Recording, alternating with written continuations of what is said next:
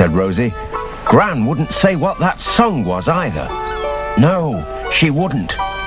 And I haven't heard her sing that one before.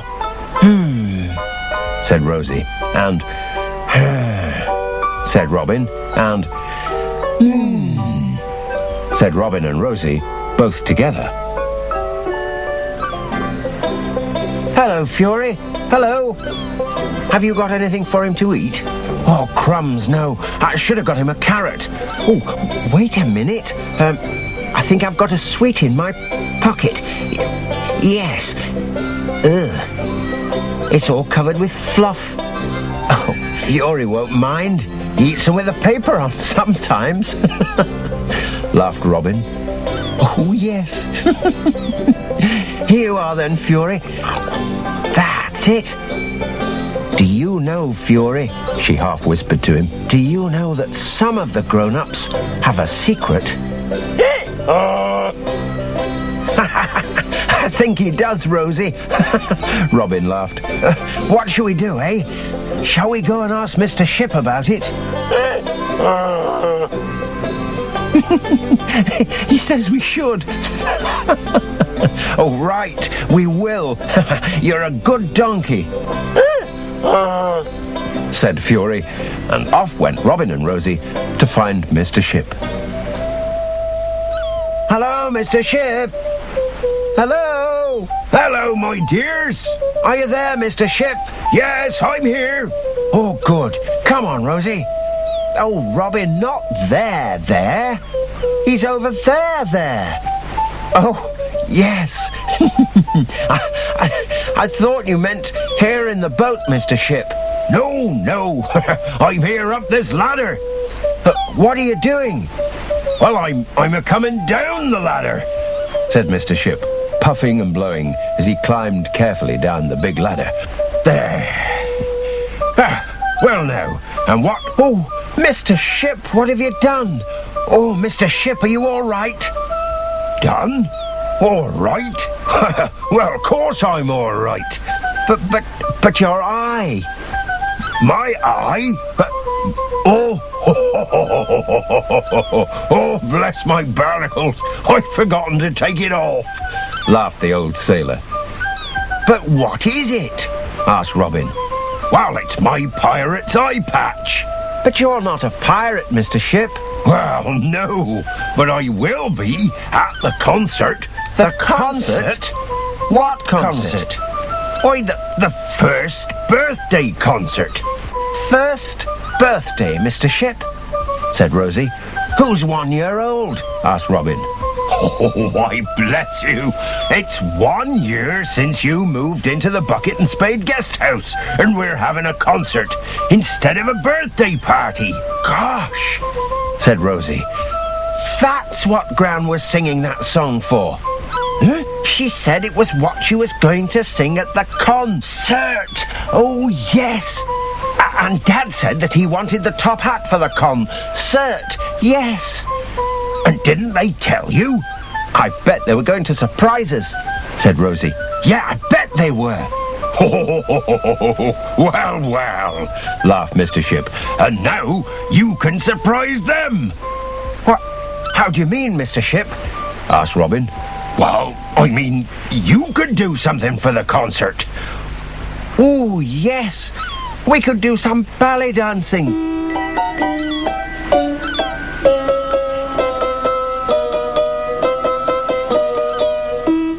Oh, no, Rosie, I can't do it. But we could do forward rolls.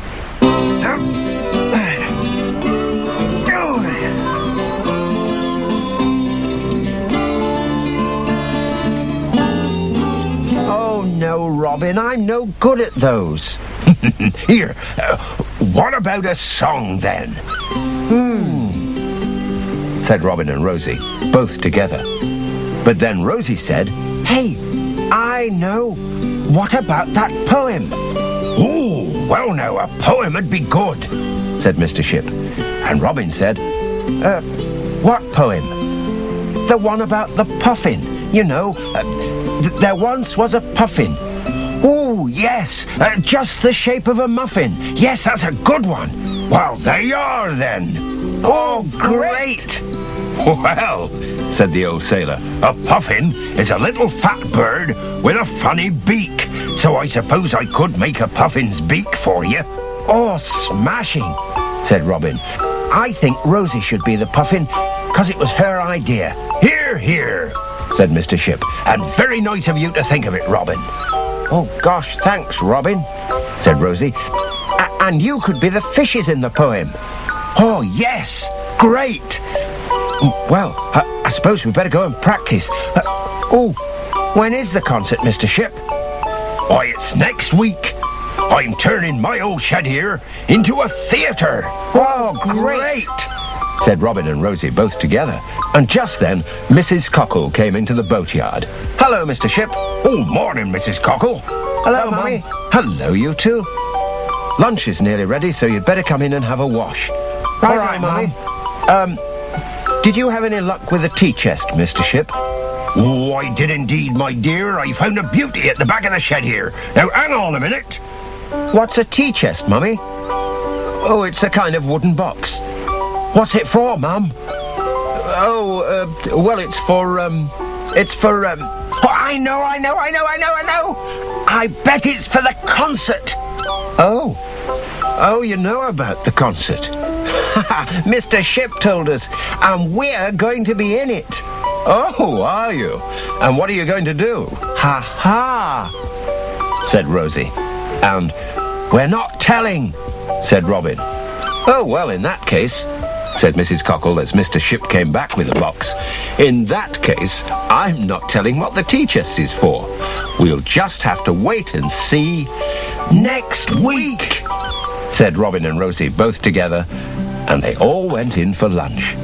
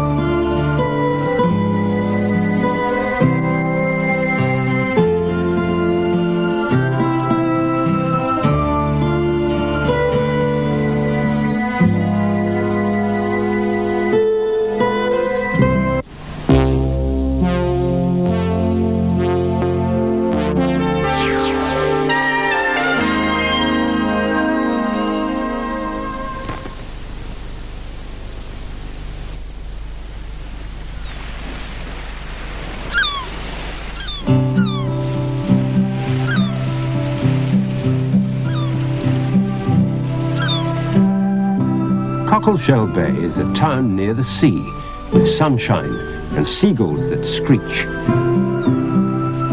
There are shops that sell ices and buckets and spades so that children can play on the beach.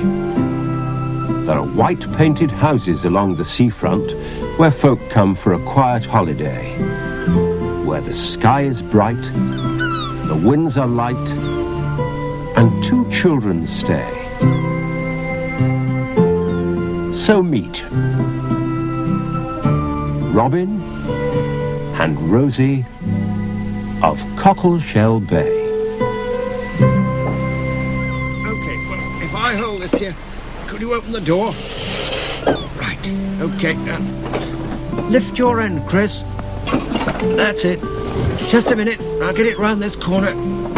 I don't know why we had to move to another house anyway, said Rosie Cockle. I like the old one. It's 'cause Dad doesn't want to work in a factory anymore, said Robin, and Mummy doesn't want to live in a town. Well, said Rosie in a sulk, this is a town, isn't it? Yes, said Robin. But Cockleshell Bay is only a little town, not like Ruffington where we used to live. And it's got the sea and the beach and boats and that. Yes. Rosie was beginning to feel a bit happier.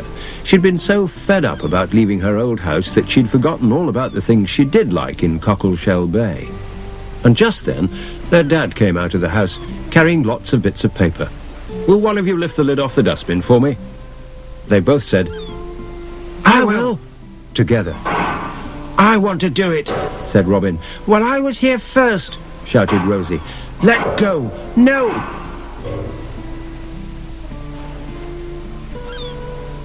"Robin! Rosie!" Mr. Cockle was quite cross. "Do it together, and carefully."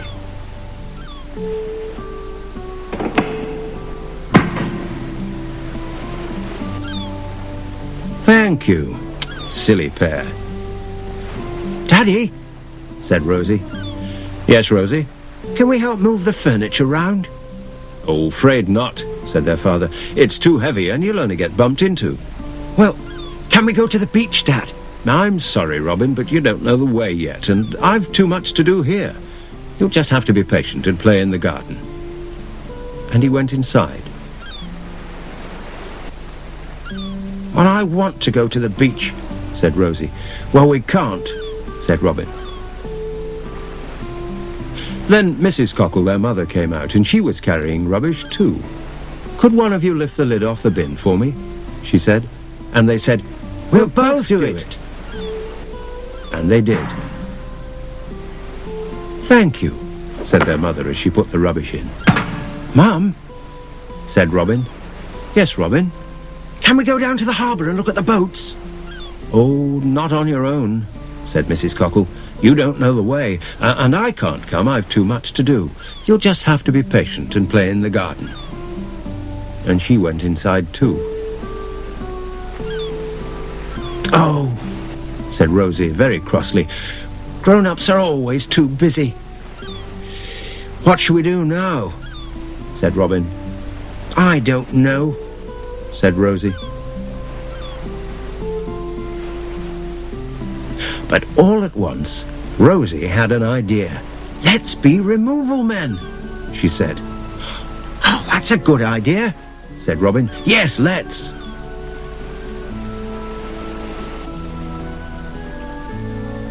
Robin found a big cardboard box and put it near the back door.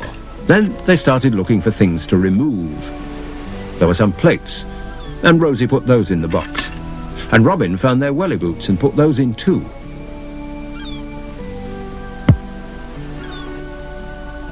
And there was still room for a nice shiny kettle, a tea towel, a packet of biscuits, and half a brick that Rosie tripped over in the garden. She put that in as well. "In case," she said, "the house we moved to needs mending." The box was very heavy. Rosie tried to lift it, but she couldn't. Then Robin tried, and he couldn't lift it either. So they tried to slide it along, but it kept getting stuck on rough bits in the path. "Come on, Robin, push!" "Ooh, gosh, it's heavy. Right, heave! Come on!"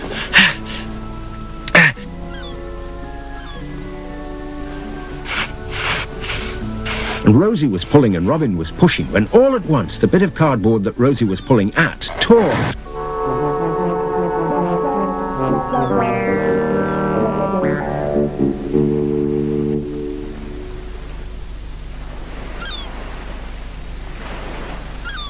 "Whatever are you two doing?" It was a lady they didn't know. "We're removing," said Rosie. "Dear me," said the lady. "You've only just arrived in Cockleshell Bay." "Who are you?" Robin asked. "Oh, I'm Mrs. Routy," said the lady. "Only everyone calls me Gran Routy." "Why?" said Rosie. "'Cause I have 11 grandchildren." "Gosh," said Robin. Then he said, "Our Gran died, so we haven't got one." "Oh, dear," said Gran Routy. "Well, you'd better have me for a gran now and again." "Is that why you've come?" Rosie wanted to know. "My word, you two do ask a lot of questions," said Gran Routy. "No, your mother, Mrs. Cockle, asked me to come to see if I'd help her with the guest house." "What's a guest house?" "Oh, it's like a small hotel. It's where people come to stay for a holiday. It's where you live. This is going to be a guest house." "Oh." "Now, no more questions. I must see your mum." Oh, hello, Mrs. Rowty. I'm so glad you've come. Come in and have a cup of tea. And Gran Rowty and Robin and Rosie's mother went into the house.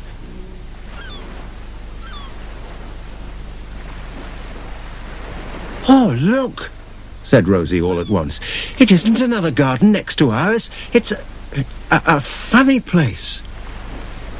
And if you're used to seeing gardens all in a row, it was a funny place. It had a funny old wooden shed with planks missing here and there, and inside it you could just see coils of rope and step ladders and tins of paint and... Oh, look, said Rosie again. A boat. Crumbs, yes, said Robin. A big one. It was big. And of course it wasn't in the sea, so that they could see all the parts of the boat that were usually under the water. And that seemed to have bits missing too. And there was another ladder and... A pair of pumps, said Robin. And there's more to them than that, said another voice they didn't know.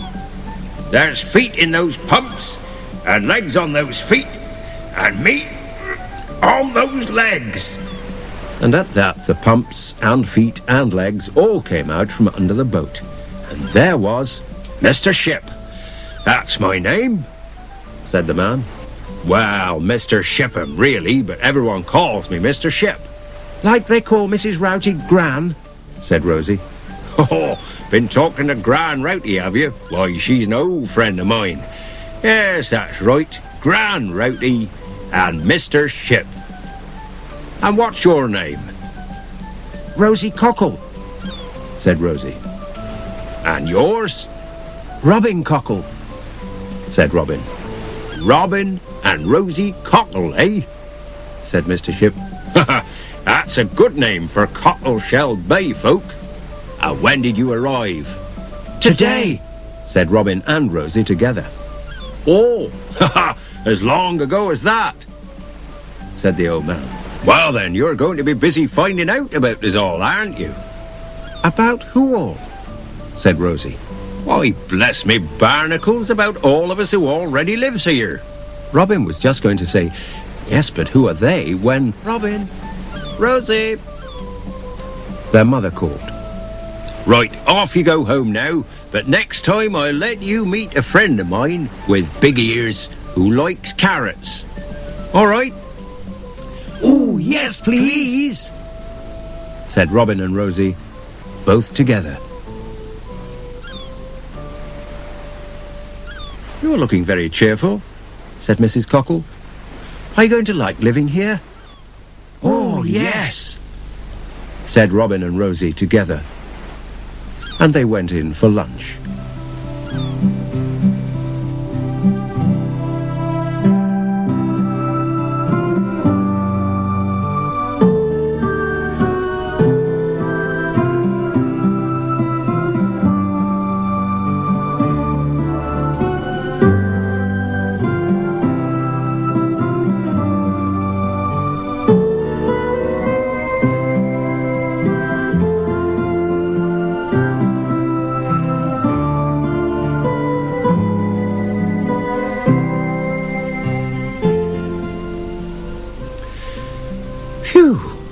Said Mrs. Cockle.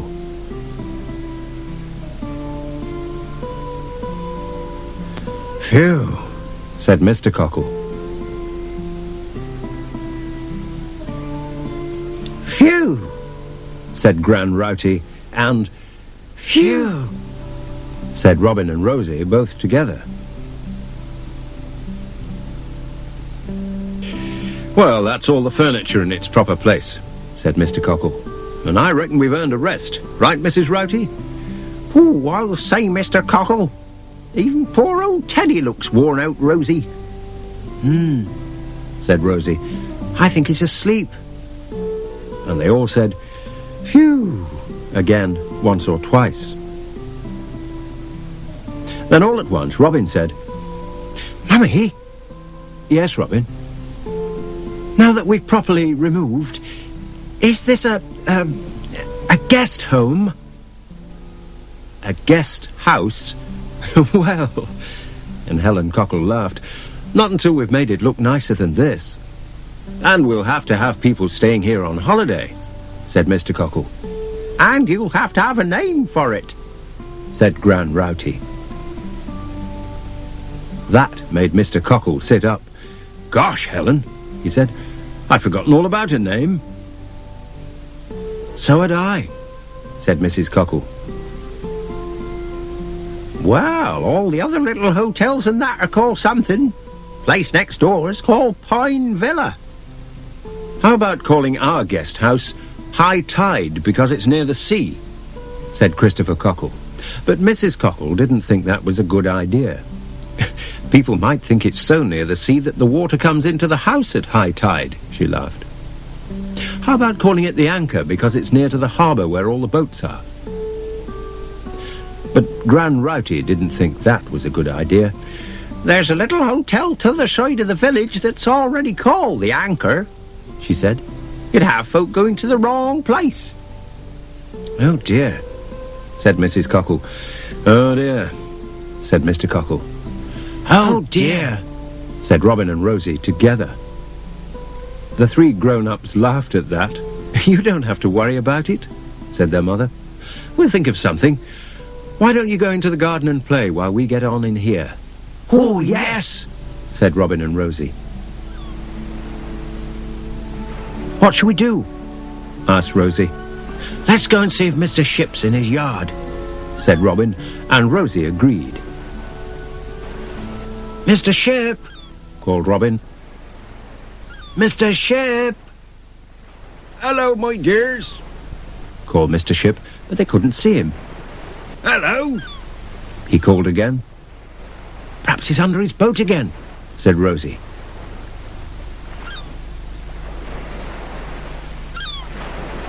Mr. Ship! Mr. Ship! Hello, I'm up here! Robin and Rosie looked up, and there he was on top of his old boat. Hang on, he called. I'm coming down.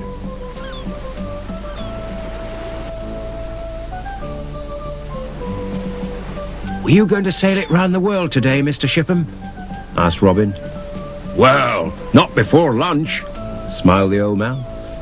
And do call me Mr. Ship, like everyone else does. Anyway, Rosie chipped in, he couldn't sail it round the world because it's got holes in it.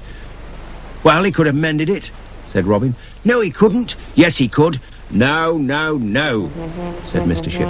Anyone who fights in my yard gets nothing to eat for a week but Ship's biscuits. They knew he didn't mean it, but they stopped arguing anyway. And then Rosie asked Mr. Ship, will it sail one day, Mr. Ship? Oh, she certainly will, my dear, she certainly will, said Mr. Ship. I was doing a bit of work on her bows when you turned up. The bows? Said Rosie. Don't you know where the bows are? Said the old sailor. Why, the bow on a boat is the front of the boat, the sharp end. There, that's the bows. Oh, I see, Mr. Ship, said Robin. And what's the back of the boat called? Oh, that's the stern. Bow and stern. Bow and stern, said Rosie. I see.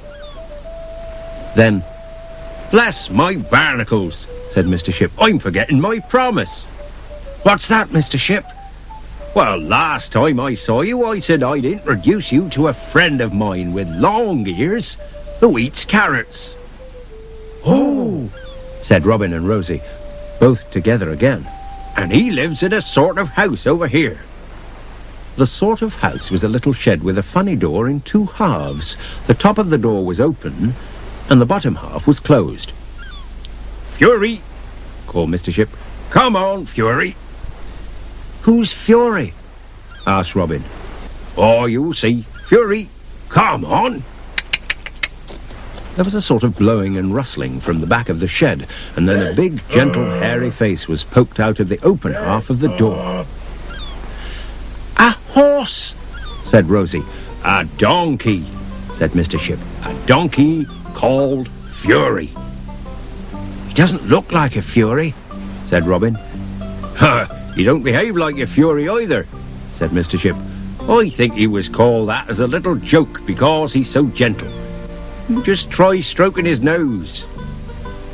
They did, and Fury loved it.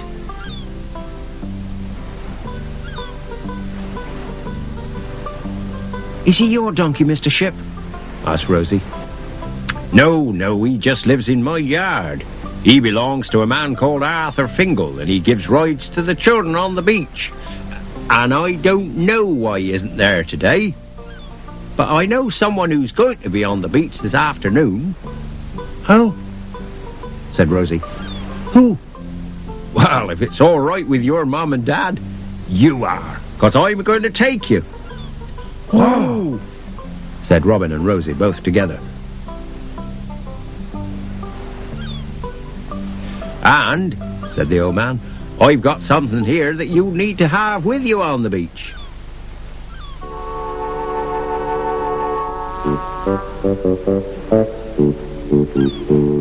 "There," he said. "You can't live at the seaside and not have a bucket and spade. Seaside and buckets and spades goes together." "Gosh, thank you," said Robin and Rosie together. And then Rosie said, "Do seasides and buckets and spades always go together?" "Always," said Mr. Ship. "Well then," said Rosie, "that's what we could call our guest house." Said Mr. Ship. "It'd certainly be different." "Come on," said Robin. "Let's tell Mummy and Daddy."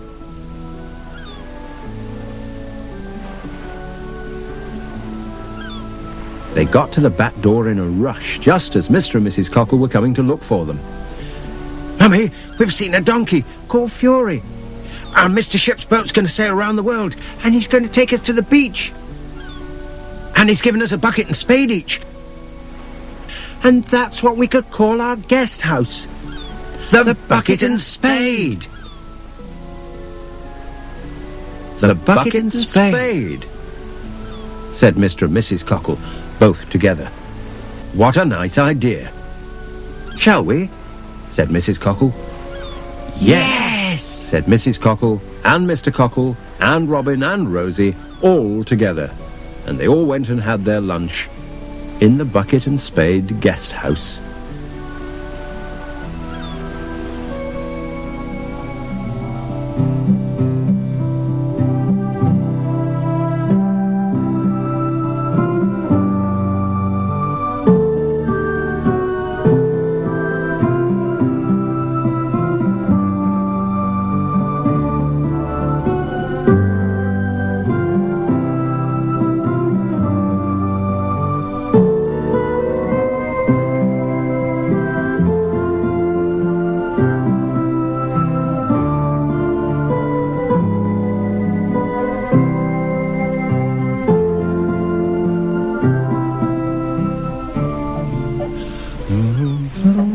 Mr. Cockle was cleaning the new sign on the back door of the Bucket and Spade guest house.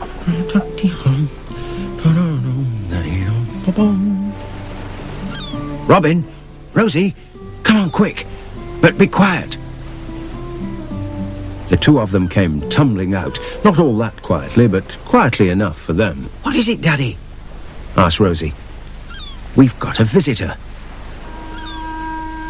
"Gosh," said Robin, "what a big bird. What is it?" "It's a seagull," said Helen Cockle. "I've been feeding it."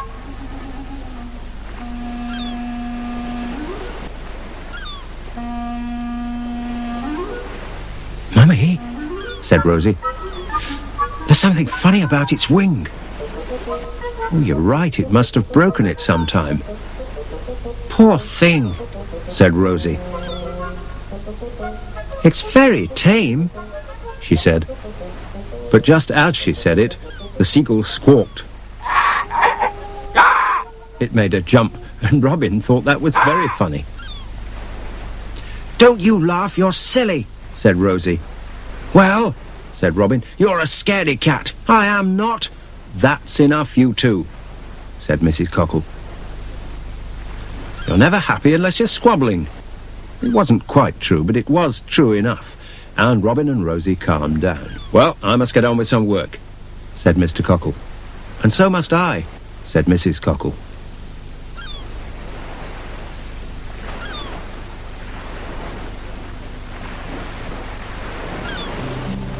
"Oh," said Robin. "Where's the seagull gone? I expect it's flown off to its friends," said Rosie. "How could it fly with a bent wing?" "Well, I don't know.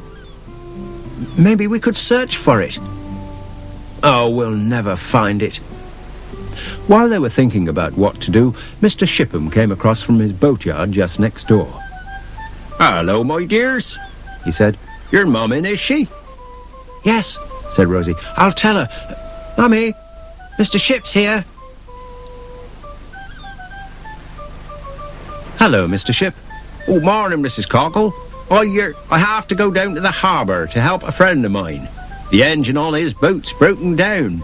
I wondered if... I'm just on my way to the village now," said Mrs. Cockle. "I'm going to do a bit of shopping. I'll give you a lift in our car."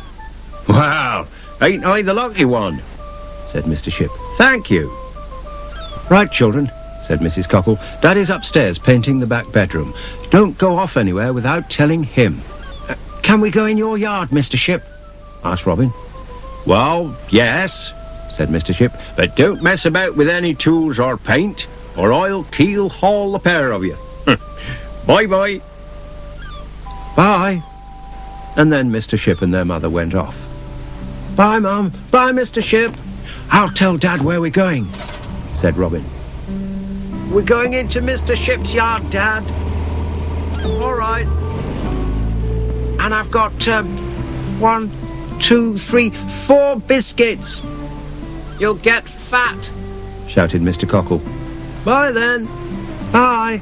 Bye." The two of them went across the grass and through the hole in the fence into Mr. Ship's yard. "Let's have a look at the donkey," said Robin. "Fury," called Rosie. "Fury."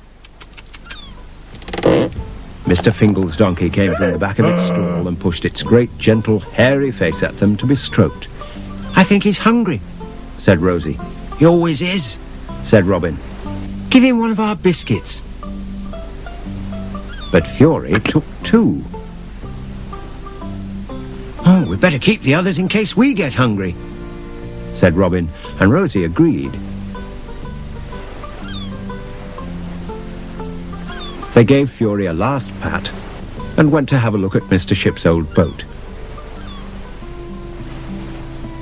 It looked just the same as it always did, with the same bits missing from the same places.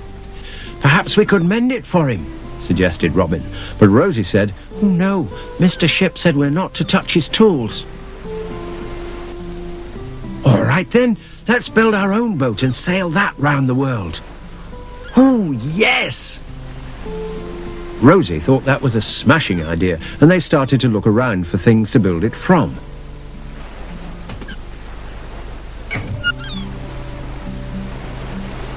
Rosie found an old tin bath with a handle at each end. It had a hole in the bottom. "But that doesn't matter," she said. "It'll do for the big bit." "The hull," said Robin. "Mr. Ship told me it was called the hull." "And I've got an empty cardboard box for the bridge." "That's where the captain stands," said Rosie. "Yes, I know." "There." They looked at it. "It's got a hull," said Rosie. "And it's got a bridge," said Robin. It ought to have a mast." "And a sail." "Yes." "There's the yard brush. I'll go and get it." While she was away, Robin found an old sack for the sail that was only a bit dirty, and then Rosie came back with the yard brush, and it didn't take them long at all to get their boat finished. "Now," said Robin, "let's sail round the world. Who's going to be captain?" "Well, I'll be captain and you can be the crew." "Why can't I be captain?" "'Cause I'm bigger than you," said Robin. "No, you're not." So they stood back to measure who was tallest. But of course, then they couldn't see themselves. So in the end, Robin said, I know. Let's take turns at being captain. And Rosie agreed. Then they set sail on their long voyage. A whale! Ship ahoy! Land ho! Hoist the mainsail!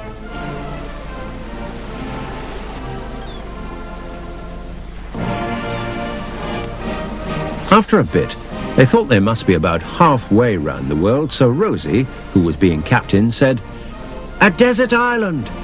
Let's land!" Robin lowered the sail. "Time for ship's biscuits," he said. We've only got chocolate digestives," said Rosie. "No, in the game. Mr. Ship says that's what they used to eat when he was a sailor." "Oh," said Rosie. "They're in the back. The stern." "They've gone," she said. "I put them in there and they've gone. I bet you've eaten them." "No, I haven't," said Robin very crossly. "I bet you have." "Have not," said Rosie even crosser, and they were pushing each other quite hard when an awful made them stop. They turned round to see the seagull with the bent wing. It had one webbed foot on a piece of chocolate biscuit and was pecking lumps off it. "Gosh," said Robin. "The seagull must have taken them." "Robin, Rosie, have you two nuisances had my yard brush?" "Oh, yes, Mum," said Robin. "It's the mast of our ship." "Oh, that's good," said Mrs. Cockle. "But I'm afraid you'll have to put into harbour for repairs. I want to sweep the path." They fished the brush out of the cardboard box. "Mummy," said Rosie, "the seagull's stolen our ship's biscuits." "Oh, it must be a pirate seagull." "A pirate?" said Rosie. "A pirate's a bad sailor who robs other sailors and sinks their ships," said their mother. "Oh," said Robin. "Can we give him a pirate name?" Said Helen Cockle, thinking. "How about Ben Gunn? He was quite a nice pirate." "Oh, yes," said Robin and Rosie, both together. "Now, come in and have some lunch. You can sail round the world again this afternoon when I've swept the path." They both thought that was a very good idea. "Bye-bye, Ben Gunn," they said, and the seagull squawked.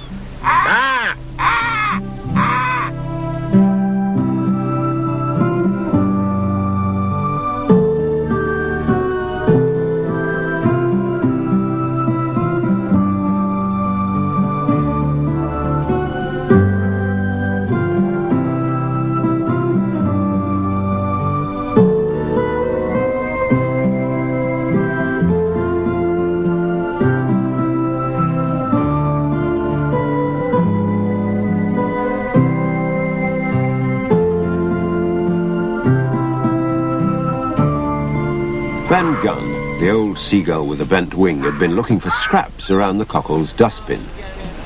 Now he was listening, with his head on one side and shuffling his big webbed feet, to the awful din that was coming from the kitchen of the Bucket and Spade guest house. And if the noise outside was bad, inside it was even worse. When they were up, they were up. And when they were down, they were down. And when they were only halfway up, they were neither up nor down. Oh, the Grand Old Duke of York, he had 10 Here! He marched them Here, up, you too! then he marched them down Robin, again. And when Rosie, they were up, hey! and when they were down, they were down. And when they Stop! were only halfway up.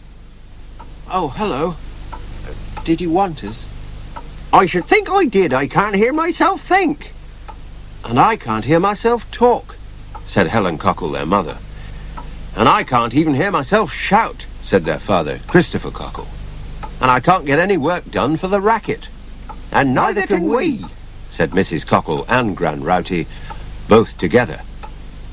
"Sorry," said Robin with a grin. "We were being a band," said Rosie.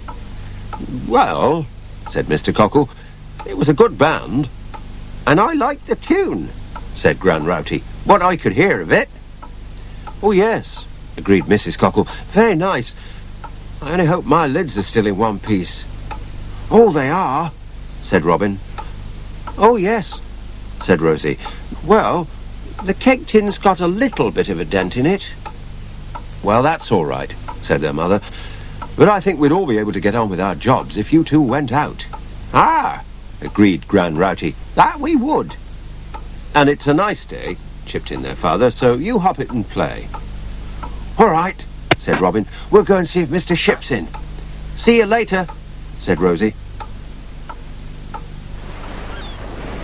I didn't think we were all that noisy, said Rosie, and Robin agreed. I could have banged a lot harder, he said. Anyway, shall we go and see if Mr. Ship's in? Yes, let's, said Rosie, and then she said, no, let's go and see if Fury's in first. Oh, yes, said Robin. Well, you go and see him, and I'll catch up in a minute. Where are you going? Asked Robin.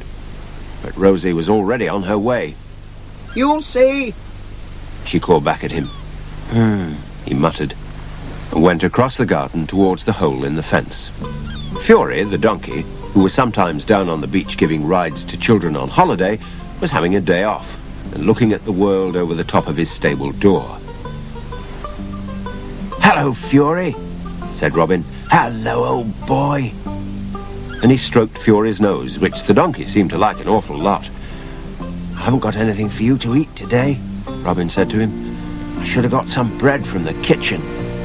But I've got something for you. It was Rosie, and she was carrying a small cabbage and a bunch of carrots. I got them out of the vegetable garden, she panted.